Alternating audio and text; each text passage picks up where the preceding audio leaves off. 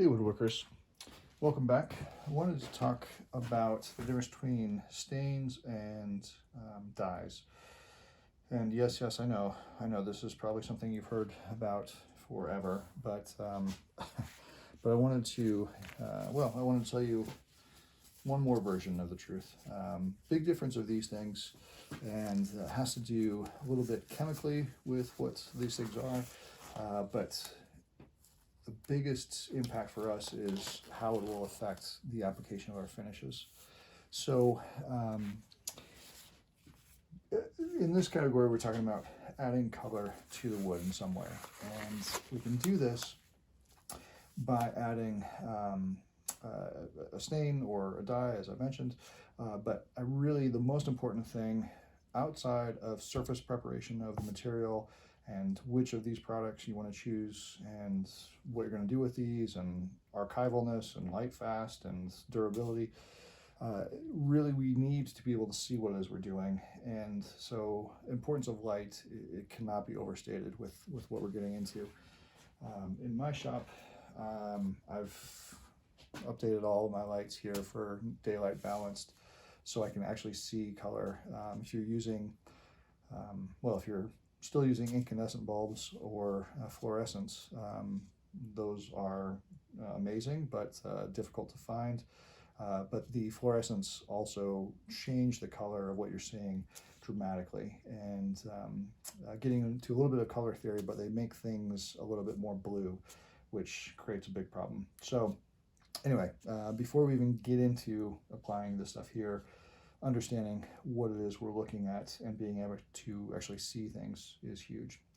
The other thing I've done, which, forgive me because I think I've mentioned in other videos, is I have a couple of light sources relatively low around the shop.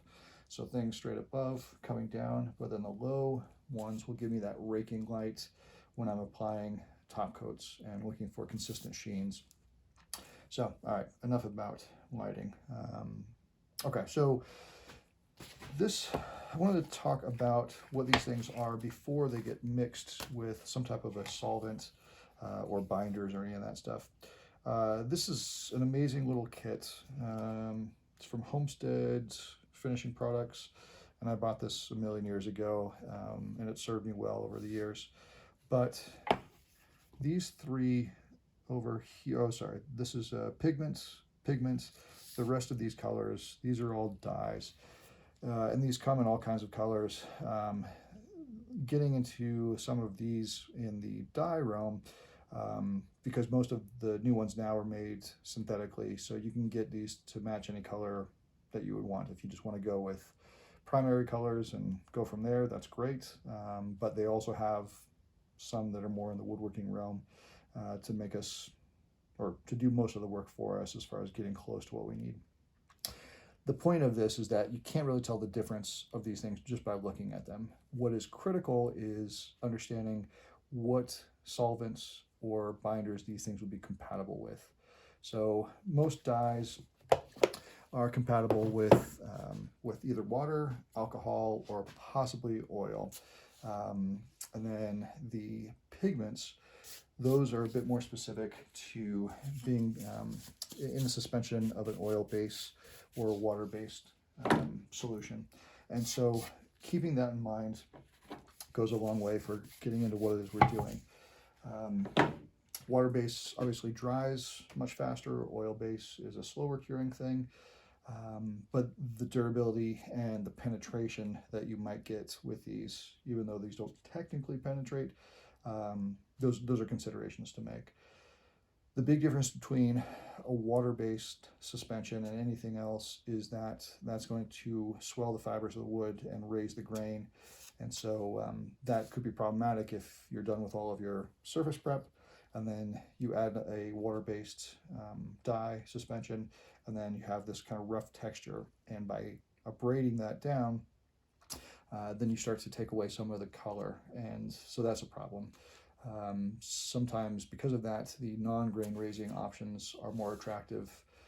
So if we're talking about something in a dye realm, then an alcohol would be an easy solution there. It dries quickly. All of that is good. The downside to that is that alcohol-based dyes are not as light fast, so they fade with UV exposure much more than oil, and certainly much more than the water-based dye. So, all right, keeping all of that stuff in mind. Okay, so where to start? I've got two examples of woods here.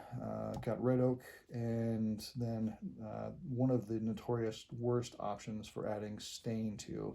So pine here, oak here. Oak is pretty forgiving, pretty great for what it is you would apply things to, but I wanted to talk about these because they are different applications, do better and worse things. Okay, so behind you here, or in the background of the shots, we've got a couple of oil-based stains. And so the oil-based stains are consisting of pigments. So the pigment is important because all of those particles will settle to the bottom of this container, and these have got to be mixed. If you just apply this to your material without mixing it, then you're going to get a very different experience working on the top versus further down into the container. And so keeping that in mind. But it doesn't take much, but mixing these things around is going to be a must for doing these things. If you're going to use a dye, the dye doesn't really settle once it's in the appropriate solution. So I've got some dyes here which we'll talk about. I've mixed those with alcohol, and I'll show you what those things are all about. All right, so just looking at this, there's a heavy concentration of the color in this oil-based stain, which is made up of that pigment. And that's pretty great, and I think a bit more dramatic for what it is that people are looking for when they are looking to add color. Dyes are going to be a bit less intense, and so I think that's another big difference getting into this. Man, I'm not sure when the last time I used this was.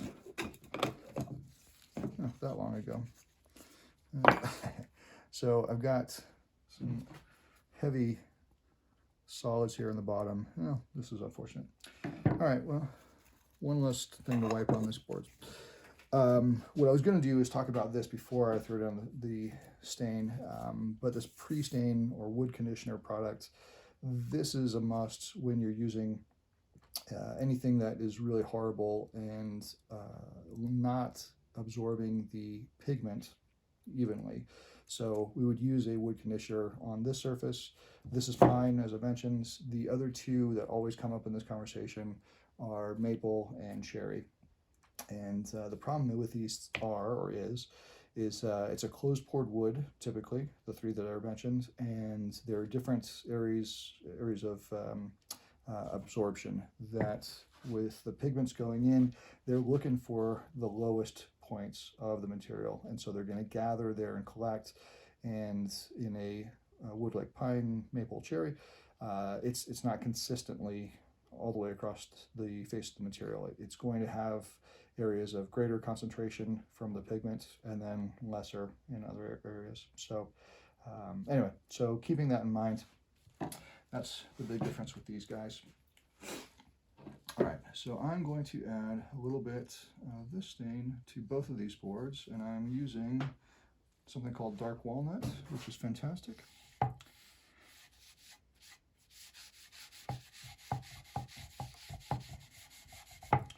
So when applying stain, we just want to get it on the material and allow it to do its thing.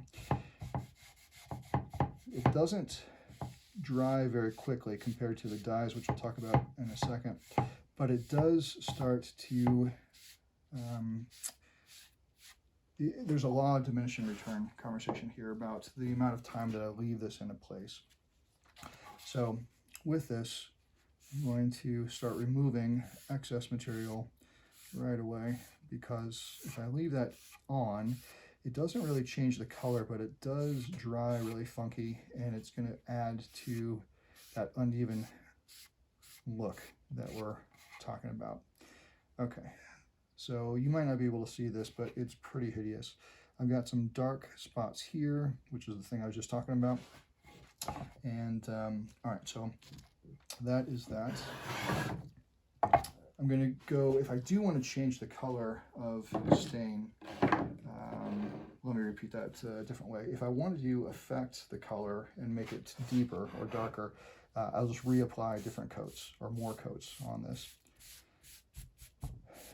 If I just want to gently add some color, then it's totally acceptable to add more and more, less and less of the pigment, which means I could dilute this a little bit and have a lighter color. But you'll notice just with this one, it's fairly consistent. There's no areas that are deeper or lighter in the long grain here. We've got the open pored structure here where most of the pigment wants to settle.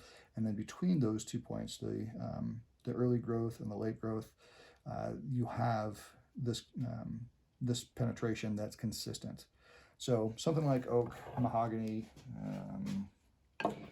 ash would be another good option. All of those do beautifully with absorption here, and it does really highlight some of that open pored structure of the wood. Okay, so getting rid of that.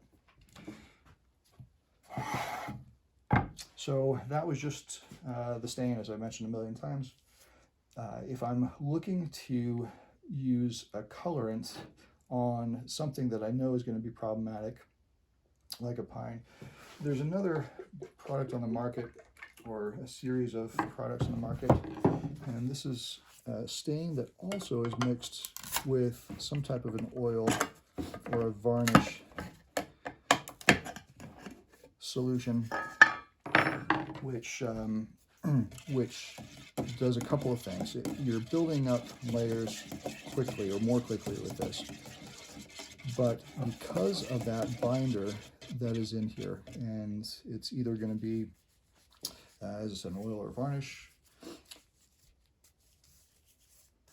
it is easier to apply because the varnish is diluted a little bit. It acts very much like a wiping varnish or polyurethane, and then by adding color to it, it absorbs much easier. I should tell you the flavor of this one. This is something called Mission Oak. And these are the closest I can get to as far as color matches.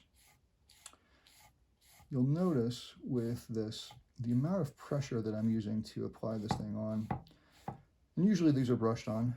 You can definitely, usually they're wiped on. You can definitely brush it on, but I think the brushing, and then you always have to wipe these after the fact.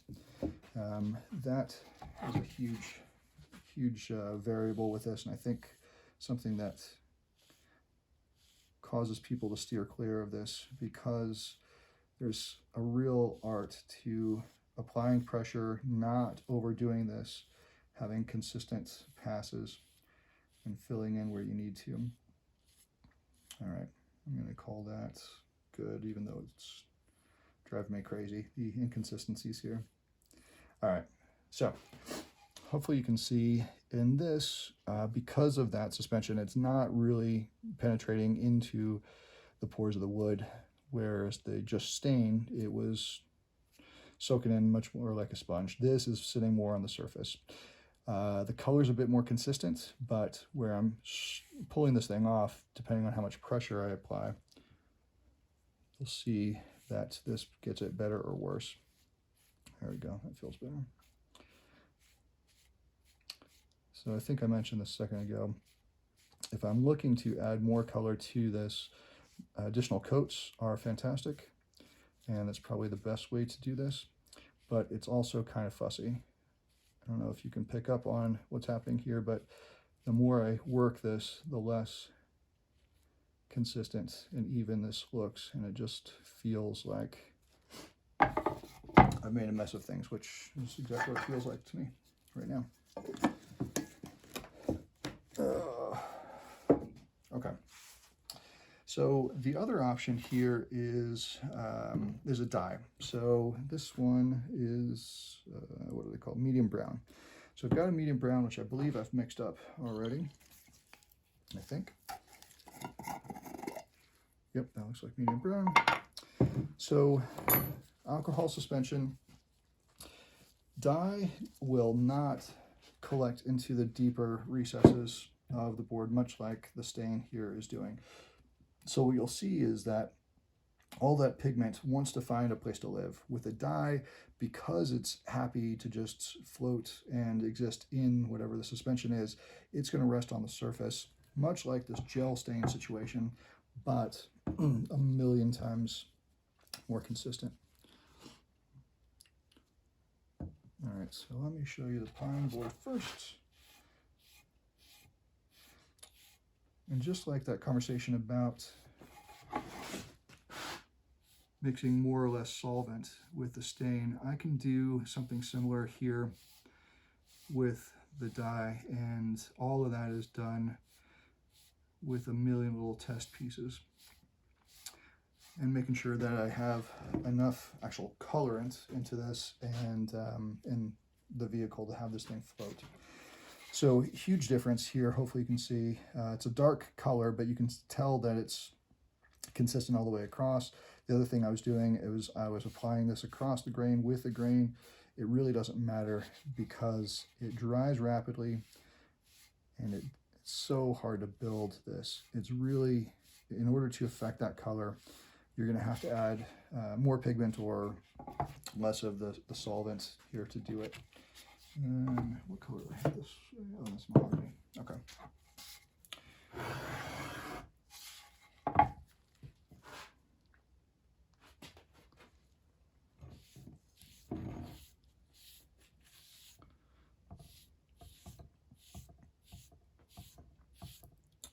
All right, I'm sorry. I always forget that I need to keep talking while I'm working. Okay, so fairly consistent here. If I were to give you a true connection or one-to-one relationship here, I'll probably thin this stuff out so you can tell from color what these things look like.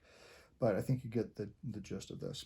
So there's still a pretty dramatic area where the deep penetrations of the open pore has happened, but you'll also tell that those closed grains or the areas between the deeper stripes, it's a bit more even all the way across. So with that, these are kind of the differences here. The thing to be aware of is before I would get to this point, I would need to make a decision about what my final finish is going to be, my top coat on top of this colorant. The gel stain, which we used over here, this guy, this is good because it's starting to build up protective layers as well, but there's color in that mix. So building this thing up, I'm also building up protection. There's really no protection or scratch resistance on those other two, just the general stain and then the dye.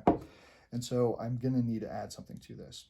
So I say this because if I were to use a stain here or here to an oil-based stain, which is again pigment-based, I can use basically any top coat I would choose. So that's shellac, that's water-based finish, that's lacquer, that's polyurethane.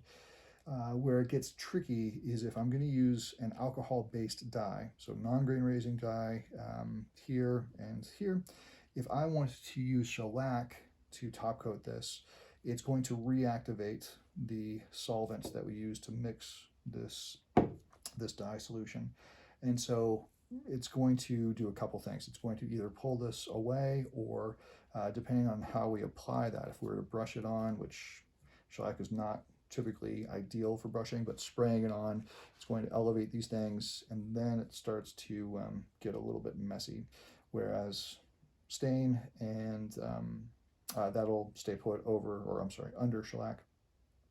Then if I wanted to use a different top coat on the alcohol-based dye, let's say lacquer, for example, then it's going to be totally sealed, protected, and we don't have to worry about it again. It's only if I start getting into manipulation of this finish. if I were to go with a French polish, shellac-based process, I'm going to start to abrade, or not really abrade, but reactivate or dissolve this colorant, and then it's going to be hideous. So hopefully that wasn't too much. I try to keep this one short, but big differences with these things.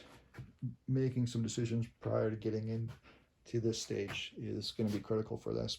But have fun with it. There's really no wrong way to do it. It's just you need to have lots of experience. What I will do before I get too far down the road is I'm going to, with a Sharpie, I'm going to mark on the edges what I used where, and then I'll also make a mark for this dye solution. Maybe I'll mark this is solution 342A or something like that. And that way, if I need to come back to it, it'll be labeled and I know exactly how to find it instead of having to match that again. All right, thanks everyone.